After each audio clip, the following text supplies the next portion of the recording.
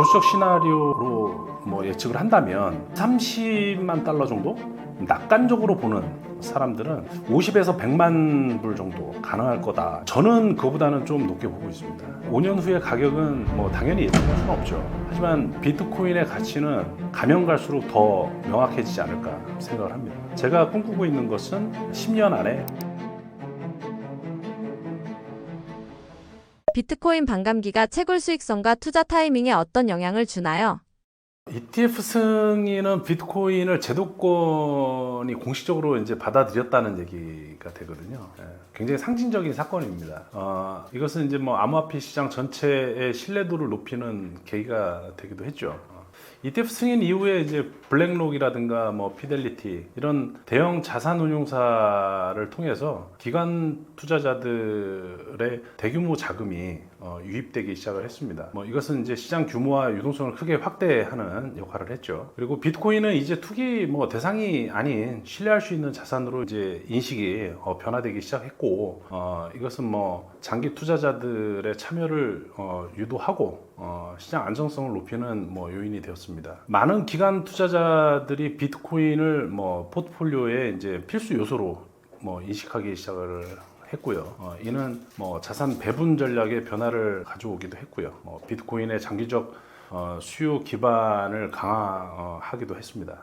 뭐 ETF 승인으로 인해 시장 참여자의 다양성이 이제 증가했고 가격 발견 메커니즘이 이제 개선되었죠. 이는 전반적인 시장 성숙도를 높이는 그런 결과로 이어졌다고 생각을 합니다. 시장에서 ETF는 코인의 뭐 성인 의식과도 같은 더 이상은 이제 실험실이 아니라 이제 제도권의 무대가 되었다라고 판단하고 있습니다. 미국 대선 금리 인하 등 매크로 환경이 비트코인에 어떤 영향을 줄까요? 일단 미국 대선 결과에 따라서 암호화폐 친화적인 이제 기조가 흐르고 있는데요. 그에 따라서 시장에 긍정적인 영향을 계속해서 주고 있습니다. 그리고 금리 인하는 시장의 유동성을 공급하고 뭐 위험 자산, 선호 심리를 자극을 하죠. 이것은 이제 비트코인과 같은 대체 자산에 대한 이제 투자 증가로 이어지고 있습니다. 글로벌 불확실성이 이제 높아지고 비트코인은 디지털 시대의 대안 자산으로 이제 부상하고 있고요. 정치적 불안전성이 높아질수록 검열 저항성을 가진 이제 비트코인 가치는 더욱 이제 부각되게 돼 있죠. 금리나 통화 완화 정책은 인플레이션 우려를 높이고 이는 비트코인과 같은 희소성 자산에 대한 수요를 증가시키게 됩니다. 비트코인은 공급이 제한되어 있어서 이제 인플레이션 해지 수단으로 이제 인식되고 있죠. 정책 환경 변화에 따라 이제 비트코인의 제도적 수용 속도가 이제 뭐 달라질 수 있습니다. 우호적인 정책 환경은 이제 기관 투자자들의 이제 참여를 가속화시키는 시장을 성장을 촉진할 수가 있다고 생각을 합니다. 비트코인은 정권의 영향을 받지만 이 권력이 귀속되지는 않을 거다. 그것은 제도와 이념을 넘어서서 디지털 주권의 표현이기 때문에 그렇습니다. 블랙록, 골드만삭스 등 기관 투자자의 진입은 시장에 어떤 시사점을 줄까요?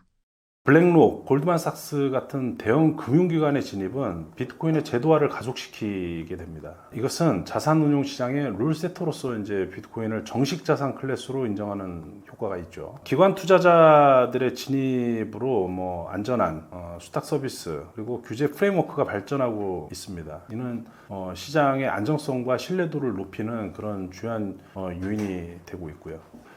초기에 비트코인 시장은 개인 투자자들 뭐 중심이었죠. 이제는 기관과 개인 투자자 간의 균형이 뭐 형성되고 있고요. 이러한 균형이 시장의 안정성을 높이고 뭐 극단적인 변동성을 줄이는데 기여하고 있습니다. 기관 투자자들의 참여는 비트코인에 대한 전반적인 신뢰도를 높이고 있고요. 이들의 엄격한 실사 그리고 투자 결정은 뭐 비트코인이 더 이상 외곽 자산이 아니고 메인스트림 금융 시스템의 일부로 뭐 인식되게 하기도 합니다. 하지만 기관의 진입은 끝이 아니고 이제 시작이죠. 그리고 비트코인은 이제 선택이 아닌 편입의 대상이다.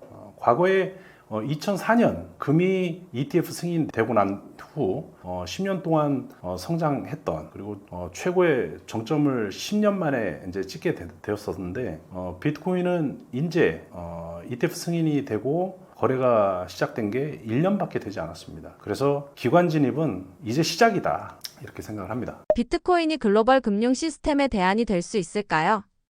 비트코인은 중앙기관의 뭐 통제 없이 작동하는 완전히 탈중앙화된 시스템이고 정부나 금융기관의 개입 없이 가치를 저장하고 뭐 전송할 수 있습니다. 이것은 전통적인 금융 시스템의 중앙 집중적인 구조와 완전히 대비되죠. 비트코인은 국경과 정치적 경계를 뭐 초월하는 글로벌 화폐이고요. 국가 간 송금, 국제 거래에서 기존 시스템의 한계를 극복할 수 있습니다. 일부 국가에서는 이미 뭐 법정 통화로 이제 채택을 하는 경우가 있죠. 비트코인은 신뢰 최소화 시스템이고 중개자에 대한 의존도를 완전히 줄이고 수학적 알고리즘과 합의 메커니즘에 기반해서 기존 금융 시스템의 신뢰 기반 모델과 근본적으로 완전히 다릅니다. 비트코인은 기존 시스템의 적대자는 아니다. 그것은 권력 없는 화폐가 존재할 수 있음을 증명하는 그런 대안이다 라고 볼 수 있겠죠. 중앙은행 디지털 화폐 CBDC와 비트코인은 공존할 수 있을까요? CBDC는 중앙은행이 통제하는 디지털 화폐죠. 기존 화폐 시스템의 디지털 확장판이다. 반면에 이제 비트코인은 중앙 통제 없이 네트워크 참여자들의 운영되는 탈중앙화된 시스템이다. 비트코인은 민간 주도 화폐라고 그래서 얘기를 합니다. 중앙 정부가 주도하는 화폐가 아니라 민간이 주도하는 화폐다. CBDC는 이제 뭐 중앙은행의 신용을 기반을 하지만 비트코인은 암호화 기술과 분산 네트워크 등의 이제 합의에 기반을 하죠. 두 시스템은 뭐 근본적으로 다른 신뢰 모델을 가지고 있습니다. 두 시스템은 기술적으로 유사한 점이 있긴 하죠. 예. 하지만 지향하는 철학과 가치는 완전히 정반대라고 보시면 됩니다. CBDC는 효율성과 통제를 그리고 비트코인은 자유와 검열 저항성을 이제 추구하는 것이 완전히 다르죠. CBDC는 이제 일부에서도 얘기했지만 감시를 위한 도구가 되지 않을까. 그러나 비트코인은 그 반대에 자유를 위한 도구이다. 라고 생각을 합니다. 향후 5년간의 비트코인 가격 전망은 어떻게 보시나요? 뭐 ETF 승인이 되면서 기관 자금이 이제 유입되기 시작했고 이거 본격화됐죠.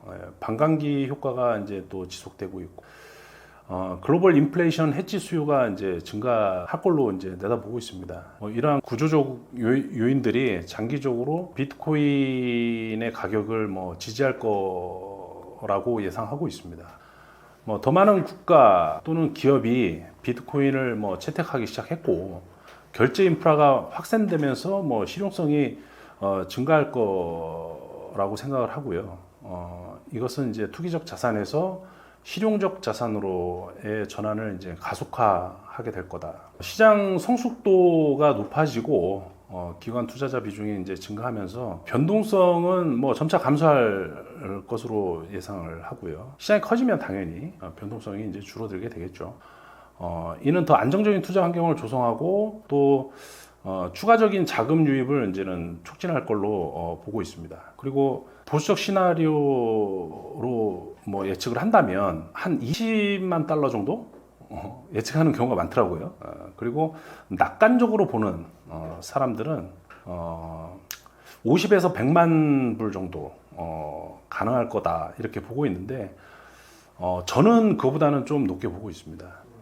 제가 이제 집필한 책에도 이제 제가 넣기도 했는데 1사토시가 뭐 1불이 되는 시대가 오지 않을까 저는 이렇게 예측을 하고 있습니다. 5년 후의 가격은 뭐 당연히 예측할 수는 없죠. 하지만 비트코인의 가치는 가면 갈수록 더 명확해지지 않을까 생각을 합니다.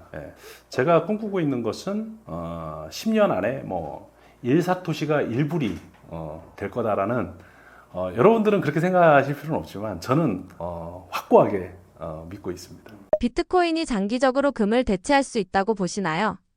비트코인은 디지털 금이라고 불려지고 있죠. 금과 유사한 뭐 희소성이나 가치 저장 기능을 가지고는 있습니다. 그리고 특히 젊은 세대들에게는 뭐 금보다는 비트코인이 더 친숙하고 접근하기 쉬운 자산으로 뭐 인식되고는 있습니다. 그리고 비트코인이 금을 완전히 대체한다라고 보기보다는 상호 보완적인 관계를 형성할 가능성이 높죠. 금은 물리적인 안정성을 또 비트코인은 디지털 편의성을 제공하게 될 거고요. 투자자들은 뭐 두 자산을 모두 포트폴리오에 포함 시킬 거라고 생각합니다. 그래서 비트코인은 금을 대체하는 것이 아니라 디지털 시대의 새로운 금이 되고 있다. 새로운 시장을 열고 있다. 저는 이렇게 생각을 하고 있습니다. 비트코인 채굴이란 무엇인가요? 기본 개념부터 설명 부탁드립니다. 비트코인 채굴은 뭐 이런 작업 증명이라는 합의 알고리즘을 통해서 거래를 검증하고 블록을 생성하는 이제 과정이죠. 채굴자들은 컴퓨터 파워를 이제 사용해서 복잡한 이제 수학 문제를 풀고 가장 먼저 해결한 채굴자가 블록 보상을 받는 구조입니다. 채굴은 비트코인 네트워크 보안을 유지하는 뭐 핵심 메커니즘이고요. 채굴자들의 컴퓨터 파워가 분산되어 있어서 이런 네트워크 공격이 쉽지 않죠. 그리고 이중 지불이라든가 복제 뭐 이런 것들 문제를 방지하기도 합니다. 채굴자들은 이제 비트코인 생태계에서 참여적 공증자 역할을 합니다. 그래서 그들은 이제 거래 유효성을 검증하고 뭐 블록체인 무결성을 유지하기도 하고 새로운 비트코인이 발행되는 과정을 또 관리하기도 하죠. 그리고 거래 시에 비트코인을 두고 얘기하면 거래 시에 발생되는 뭐 수수료 이런 것들을 또 쉐어해 가기도 합니다. 그래서 채굴은 단순한 생산 활동뿐만 아니라 이 비트코인 문명을 검증하는 행위다 이렇게 생각을 하고요. 그리고 디지털 시대의 참여적 공증자 역할이다. 저는 이렇게 생각을 하고 있습니다. 일반인이 비트코인을 채굴하기엔 너무 늦은 시점일까요?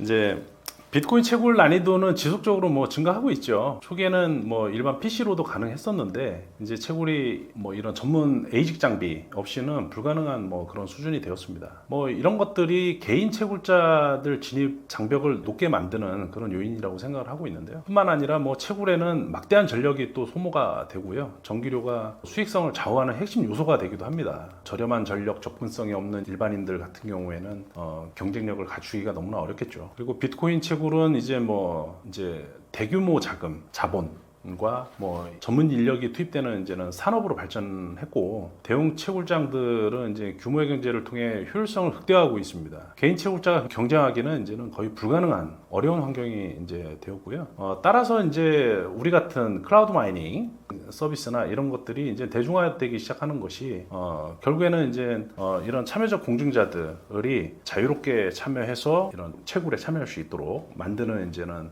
진입로 역할을 하고 있습니다. 직접 채굴은 어렵지만 클라우드 마이닝을 통해서는 누구나 이 비트코인 채굴에 참여할 수 있고요. 뭐 이것은 뭐 전문 채굴 기업이 인프라를 이렇게 개인들한테 공유하는 방식이기 때문에 필요한 만큼 소액으로 채굴에 참여하고 채굴 수익을 쉐어할 수 있게 되었습니다. 개인이 직접 채굴하는 시대는 이제는 뭐 끝났습니다. 채굴 풀이나 뭐 이런 클라우드 마이닝 서비스를 통한 간접 참여는 여전히 가능하고 앞으로도 시장은 더 확장될 거다라고 저는 생각을 하고요. 이는 채굴 참여의 민주화를 다른 형태로 이어가고 있는 거다라고 여기고 있습니다. 그래서 혼자서는 채굴이 어렵지만 이런 조합 뭐 이런 것들을 통해서 참여적 공증자로 얼마든지 참여는 할 수 있다. 이렇게 말씀드릴 수 있습니다. 비트코인 채굴을 시작하려면 어떤 준비가 필요한가요? 뭐 비트코인 채굴을 위해서는 이제 장비가 필요하죠. 뭐 에이지 장비가 필요하고 그다음에 이 에이지 장비는 이제 그 비트코인 채굴에 특화된 장비예요. 일반 컴퓨터나 뭐 GPU보다 훨씬 비트코인 채굴에 효율적인 그런 장비고요. 최신 에이지 장비는 너무나 고가이기도 하고 그 다음에 이게 계속해서 업그레이드가 되고 있기 때문에 채굴을 하는 입장에서는 계속해서 지속적으로 이제는 경쟁력을 유지하기 위해서 설비를 업그레이드를 해야 될 필요가 있습니다. 채굴은 많은 이제 또 전력을 소모하기도 합니다. 안정적인 전력 공급과 효율적인 뭐 냉각 시스템 이런 것들이 필수적이고요. 전기요금이 저렴한 지역을 선택해서 채굴을 하거나 아니면 뭐 이런 태양광, 뭐 대체 에너지를 활용하는 것이 비용 효율성을 높일 수가 있겠고요. 채굴 소프트웨어 설정, 그 다음에 네트워크 연결, 장비 유지 보수, 뭐 이런 것들이 기술적으로 지식이 필요한 부분입니다. 해시레이트 경쟁력을 유지하기 위한 지속적인 모니터링, 그리고 이런 최적화 작업을 해 나가야죠. 그리고 초기에 직접 채굴을 하려고 한다면 초기 투자 비용이 높은 거 감안해야 되고요. 비트코인 가격 변동, 채굴 난이도 증가, 뭐 이런 것들, 전력 비용 상승 이런 거에 대한 다양한 리스크가 있기 때문에 이런 투자 회수 기간이나 수익성에 대한 철저한 분석이 또 필요하죠. 그래서 대부분 이제 개인들은 직접 이렇게 채굴을 하는 것보다는 이런 클라우드 마이닝이나 채굴풀을 통해서 위탁 방식을 채택하거나 아니면은 이런 호스팅 서비스를 통해 가지고 클라우드 마이닝 방식으로 참여하는 것이 초기 비용도 줄이고 운영 부담도 이건 없죠. 예. 뭐 초기 비용이나 운영 부담을 줄이면서 채굴에 참여할 수 있는 가장 합리적인 방법이라고 생각을 합니다. 그래서 채굴은 기술로 접근하기보다는 구조다. 그래서 준비되지 않은 채굴은 진짜 모래성에 불과하다. 경쟁력을 확보하고 처음엔 채굴이 될지 모르지만 이 경쟁력을 확보한 상태에서 그거를 유지하는 것이 쉽지 않다.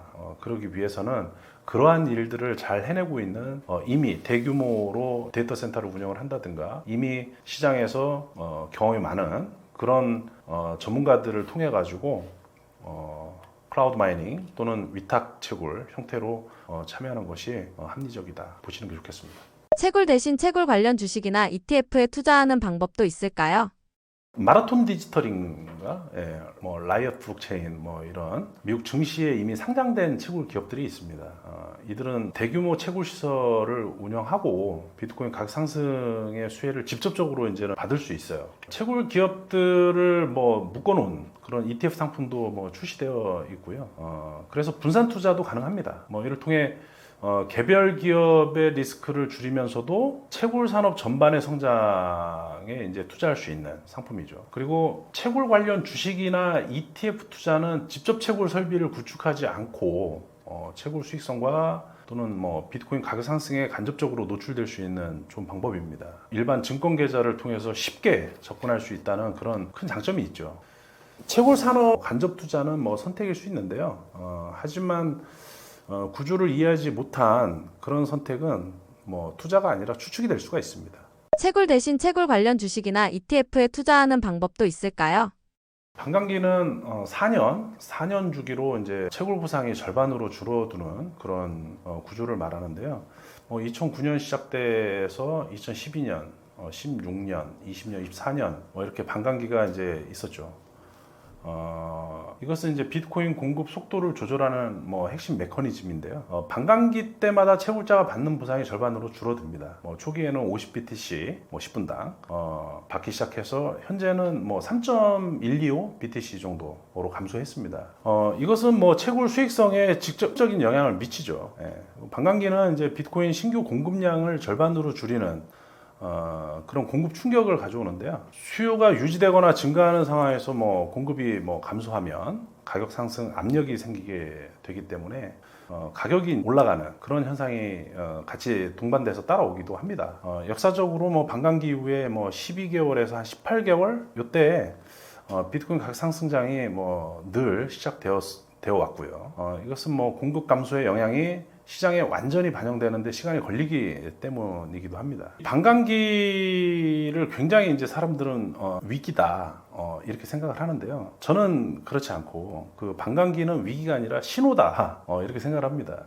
채굴자들한테는 경고가 될 수 있지만 투자자들한테는 뭐 기회가 될 수 있죠. 비트코인 채굴로 꾸준히 수익을 낼 수 있는 방법이 있을까요? 개인 채굴을 한다고 하고 채굴 수익성의 핵심은 뭐 전력 효율성이죠.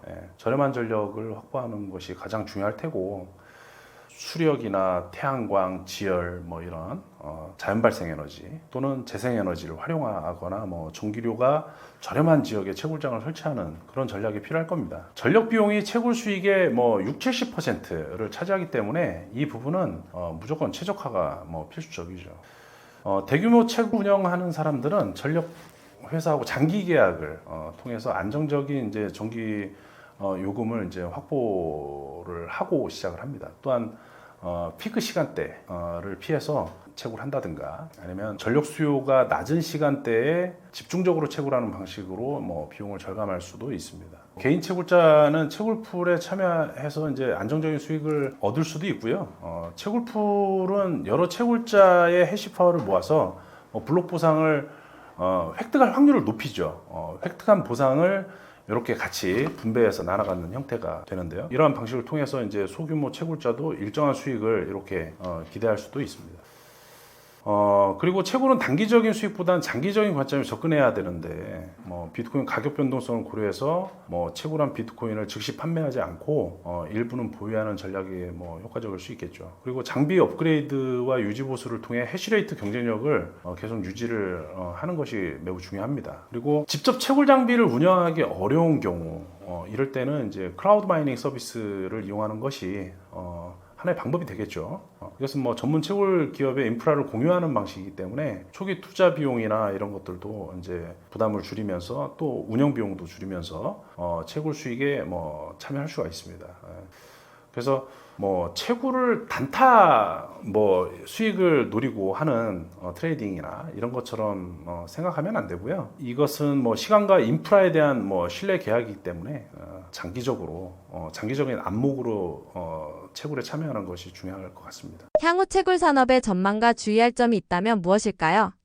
환경, 사회, 지배 구조 기준이 이제 강화되면서 채굴 산업은 에너지 소비 또는 탄소 배출에 대한 규제 압력에 직면하고는 있습니다. 친환경 에너지원을 활용한 채굴이 그래서 중요해질 거고요. 이것은 채굴 비용 구조와 지리적 분포에 영향을 미칠 거라고 생각합니다.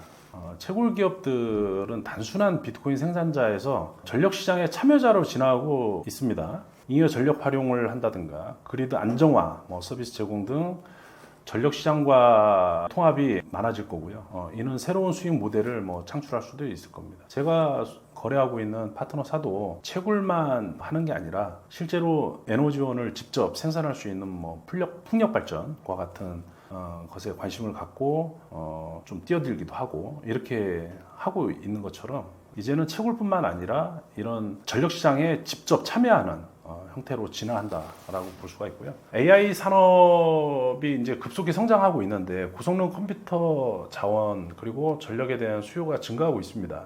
이것은 채굴 산업과 자원 경쟁을 이제 초래할 수 있긴 한데 전력 비용 상승과 하드웨어 가격 인상 이런 것들이 이어질 가능성이 있겠죠. 채굴자들은 이런 경쟁 환경에 이미 적응을 하고 있고 계속해서 적응해 나갈 거라고 생각합니다. 채굴은 비트코인 생태계의 심장이죠. 탈중앙화를 유지하는 핵심 메커니즘이고 채굴 집중화는 네트워크 보안과 탈중앙 원칙을 위협할 수 있기 때문에 채굴 분산화를 위한 노력이 이제 중요하고요. 소규모 참여자들의 접근성을 높이는 이제 클라우드 마이닝 이런 것들이 비즈니스 모델로 더 발전할 거라고 생각을 합니다.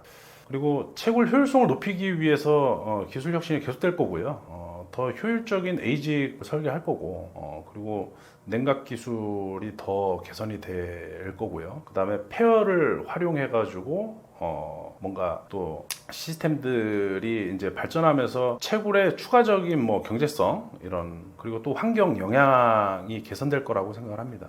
그리고 처음부터 채굴은 기술이라기보다는 이거는 진짜 신념이다 이렇게 저는 생각을 하는데요. 왜 그러냐면 이것은 비트코인이라는 건 결국 자유를 의미하는데 자유의 시스템을 지키는 마지막 방어선이 결국 채굴 산업이다. 저는 이렇게 생각을 합니다. 저는 블록체인 및 암호화폐 시장에서 약 10년 정도 클라우드 마이닝이라고 하는 비즈니스를 진행을 하고 있고요. 크고 작은 성과들을 내왔습니다. 그리고 다수의 프로젝트에 참여한 경험이 있고요. 또 암호화폐 관련 교육이나 컨설팅을 하고 있습니다. 저는 클라우드 마이닝 분야에 내내 한 우물만 파고 있습니다. 그러다 보니 클라우드 마이닝에 대해서는 그래도 인정을 받고 있는 사람이기도 합니다. 그리고 그 클라우드 마이닝 관련해서 비트코인 문명의 개척자들과 그 다음에 이 책과 그 다음에 비트코인 클라우드 마이닝 하라라는 두 권의 책을 집필한 저자입니다. 암호화폐 투자에서 가장 중요한 것은 교육이라고 생각하는데요. 단순한 투기가 아닌 기술과 시장을 이해하고 투자를 하시기를 바라겠습니다. 저는 지속적으로 제가 시장에서 경험한 그런 실전 경험들 노하우들을 이런 책을 통해 가지고 집필을 하고 여러분들이 이런 암호화폐 시장에서 투자를 하게 될 경우에 도움이 되는 그런 작가가 되도록 하겠습니다. 비트코인과 블록체인 기술은 단순한 투자 대상이 아닌 미래금융의 시스템의 핵심이라고 저는 생각을 하고 있는데요. 단기적 수익에 매몰되지 말고 장기적 관점에서 접근하시면 좋겠습니다. 투자에는 항상 리스크가 따릅니다. 절대 이런 생활비나 또 빌린 돈 이런 걸로 투자하지 마시고 본인 감당할 수 있는 범위 내에서 투자하시기 바라고, 분산 투자와 리스크 관리가 성공의 열쇠다라는 점. 그리고 암호화폐 시장 빠르게 변화하고 있는데요. 지속적인 학습과 정보 업데이트가 이제 필요할 텐데, 제가 운영하는 유튜브 채널과 교육 프로그램을 통해서 최신 정보와 인사이트를 얻어가시면 좋겠습니다. 그리고 떠먹여주는 TV 많은 구독과 도움 되시기를 바라겠습니다. 감사합니다.